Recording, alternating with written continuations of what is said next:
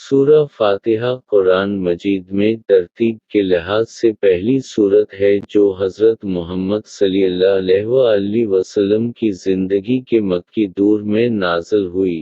یہ انتہائی اہم سورت اور ہر نماز میں پڑھی جاتی ہے، اس کے بغیر نماز نہیں ہوتی۔ سورہ فاتحہ ایک دعا ہے بندے کی جانب سے اور قرآن اس کا جواب ہے خدا کی جانب سے۔ بندہ دعا کرتا ہے کہ پروردگار، میری رہنمائی کر، جواب میں پروردگار پورا قرآن اس کے سامنے رکھ دیتا ہے کہ یہ ہے وہ ہدایت و رہنمائی جس کی درخواست تو نے مجھ سے کی تھی۔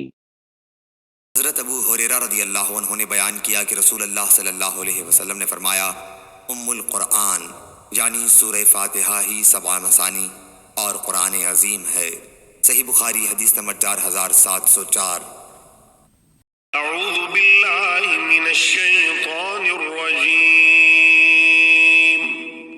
بسم اللہ الرحمن الرحیم۔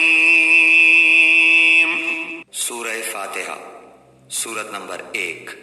شروع کرتا ہوں اللہ تعالیٰ کے نام سے جو بڑا مہربان نہایت رحم والا ہے۔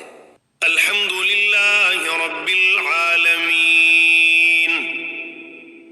سب تعریف اللہ تعالیٰ کے لیے ہے جو تمام جہانوں کا پالنے والا ہے۔ الرحمن الرحیم، بڑا مہربان نہایت رحم کرنے والا۔ مالک یوم الدین، بدلے کے دن یعنی قیامت کا مالک ہے۔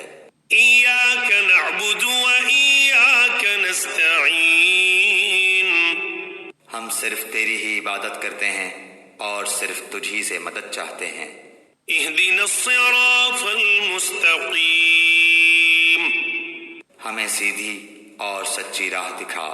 صراط الذین انعمت علیہم، ان لوگوں کی راہ جن پر تو نے انعام کیا۔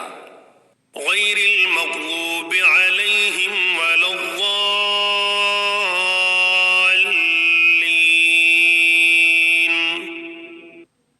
ان کی نہیں جن پر غضب کیا گیا اور نہ گمراہوں کی۔